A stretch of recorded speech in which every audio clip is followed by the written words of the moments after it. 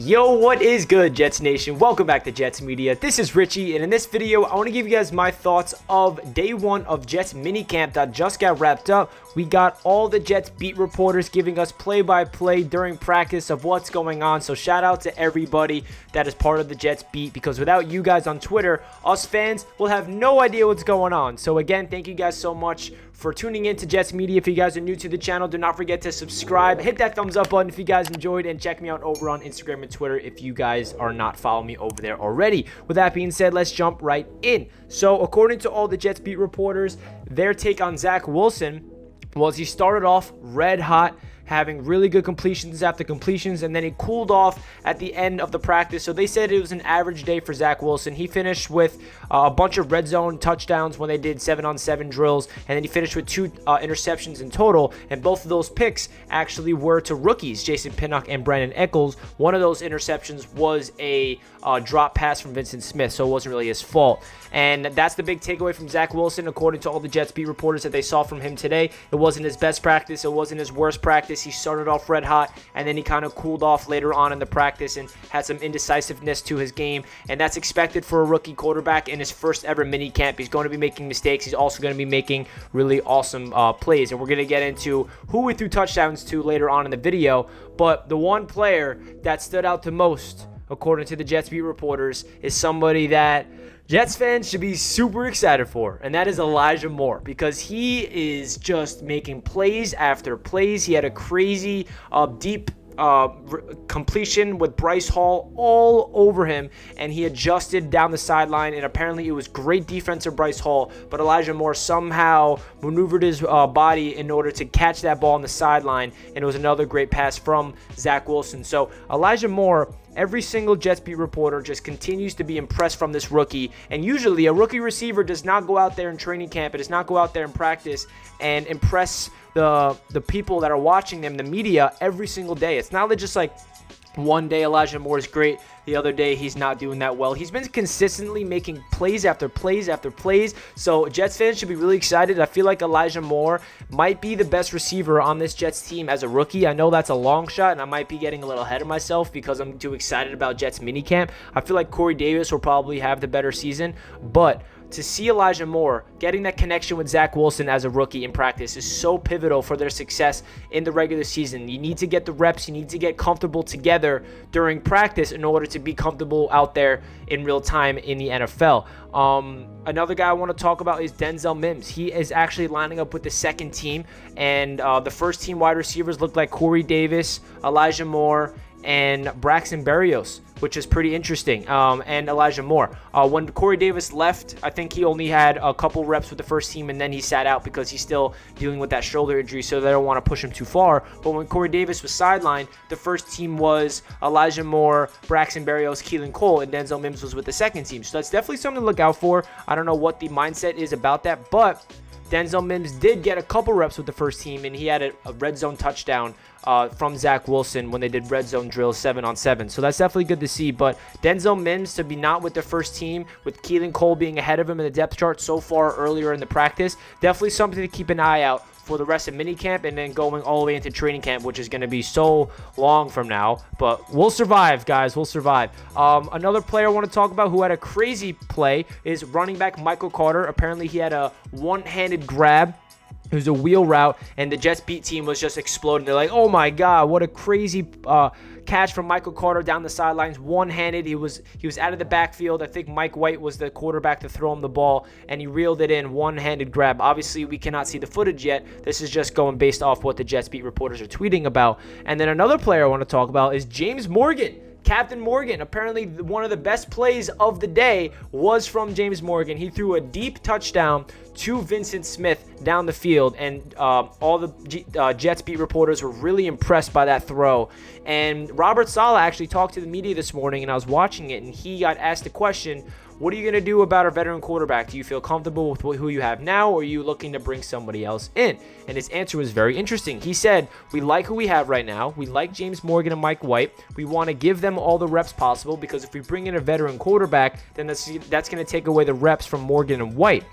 And he also said, what's the value of bringing in a veteran quarterback if he doesn't know the system? He's just going to be on the same exact level as Morgan and White and Wilson learning the system. Just because an NFL quarterback has a bunch of experience doesn't mean he's going to be able to come in right away, know the system immediately. He's going to have to get accustomed to the entire system. So it seems like there's a similar, thread throughout this entire team that Robert Saleh doesn't really want to bring in a veteran for the cornerback room or the quarterback room, because we all know that Jets fans want to bring in a veteran corner. They want to bring in a veteran backup quarterback. And according to the Jets, they could definitely do that after minicamp. There's going to be a big stretch of periods where Joe Douglas and the entire front office and the coaching staff are going to be talking about where we can bring in guys and, to improve this roster. But as of right now, it seems like Robert Saleh's content. He likes what he's seeing from James Morgan and Mike White so far. He'd rather get the young guys the reps they deserve with the second and third teams so they can develop their games.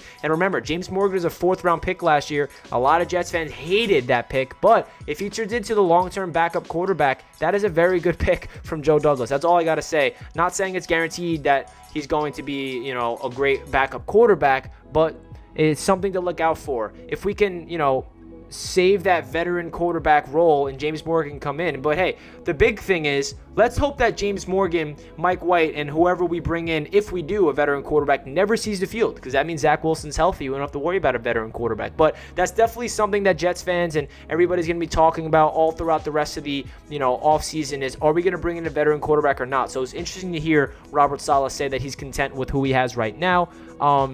Now let's talk about the 2 players that had interceptions. That was Jason Pinnock and Brandon Echols, the 2 rookie cornerbacks. So that's very interesting to see. Both of those players are lining up with the first-team defense. So that's another thing to look out for. The cornerback room is very, up for grabs. We don't know who's going to be out there. Bless Austin's injured, so that's why he was not out there with the first team. It was Bryce Hall and it was Brandon Echols, Jason Pinnock, out there, and they both got interceptions. One of the interceptions was a Vincent Smith drop from Zach Wilson, which resulted in Jason Pinnock interception. The other one was Zach Wilson's fault. It was a Brandon Echols pick 6. So, obviously some people are like, oh no, Zach Wilson's throwing interceptions, but hey, Brandon Echols is making plays on the defensive side of things. That's a good sign. We can't just be all in on Zach Wilson and the offense making plays.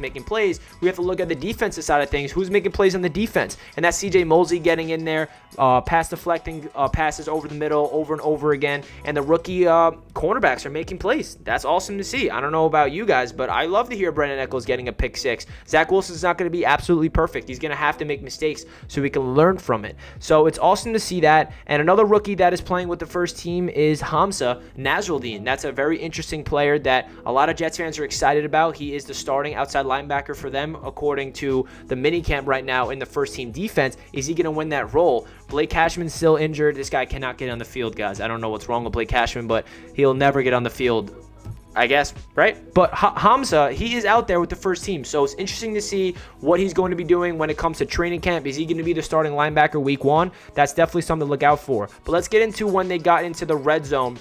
7-on-7 drills. Zach Wilson, like I said earlier on the video, he started off practice hot, having a connection with Elijah Moore, Braxton Berrios, and then he cooled off, had 2 interceptions, had a couple incomplete passes, but then to finish off practice, they did a 7-on-7 red zone drill, and that was to start off Wilson to Braxton Berrios for the touchdown, and then the next play was Wilson to Denzel Mims for the touchdown, a fade route in the back of the end zone, 1-on-1. I don't know who the cornerback was, but apparently Denzel Mims went up there, high pointed the ball, perfect timing route with Zach Wilson and Denzel Mims. Great to see that. That's what Denzel Mims needs to do. And that's what this offense needs to target, Denzel Mims in the red zone. That's where his value is for this team. He is a huge, big-bodied receiver that can box you out, go up there, and get that fade route in the back of the end zone. So hopefully they can continue that, and I want to see that all throughout the season. Target Denzel in the red zone. He can go up there and high point the ball. And then Wilson went to Tyler Kroft for the touchdown in the red zone drill. And also, this is interesting, Tyler Kroft is running with the first team. So he's tight end 1 right now, according to all the Jets beat reporters that are at practice. They said that he's lining up with the first team. So that's another thing to look out for. The tight end position's up for grabs. Is it going to be Chris Herndon? Is it going to be Kenny Yeboah? Is it going to be Tyler Kroft? We don't know. Kenny Yeboah also had some interesting plays today. I'm pretty sure I saw a tweet where he had one drop and then he followed up with a really great catch. So it's interesting to see what these tight end groups are going to be doing, who's going to win the job, who's going to be tight end 1, who who knows, man? So that's really my thoughts of today of Jets minicamp day 1, according to all the Jets beat reporters. Shout out to all you guys that are tuning into Jets media and on Twitter, liking my tweets, liking all the Jets beat reporter tweets. I'm going to link all the Twitter down below, because without them, we do not know what the hell's going on in Jets practice. I know I've said it over and over again, but they deserve all the credit. They're doing all the work at Jets practice. I'm pretty sure myself and all you guys watching, we wish we can be at practice watching all this and we can get a first, hand perspective of what's going on. But overall, in a nutshell, my biggest takeaways from what we saw from Jets minicamp day 1, Zach Wilson started off on fire, and then he cooled off and started to be a little indecisive, throw a couple interceptions, so he had an average day. Elijah Moore continues to thrive and be like the best player on the entire team as a rookie, which is awesome to see. James Morgan had a phenomenal pass to Vincent Smith down the field, which is awesome to see from our backup quarterback. The 2 rookie cornerbacks, Jason Pinnock and Brandon Eccles, got interceptions each, and that's really it, man. Michael Carter had a crazy one-handed catch on the wheel route, so that tells you that he has the ability to go out there, make plays in, out of the backfield in the passing game. So yeah, that's my thoughts of day 1 of Jets minicamp. Let me know your thoughts down below in the comment section, what you guys took away from this video and what you guys took away from Jets Twitter talking about what's going on. And yeah, like the video if you guys enjoyed. Comment down below your thoughts, and let's go Jets. I'll catch you guys in my next video. Peace.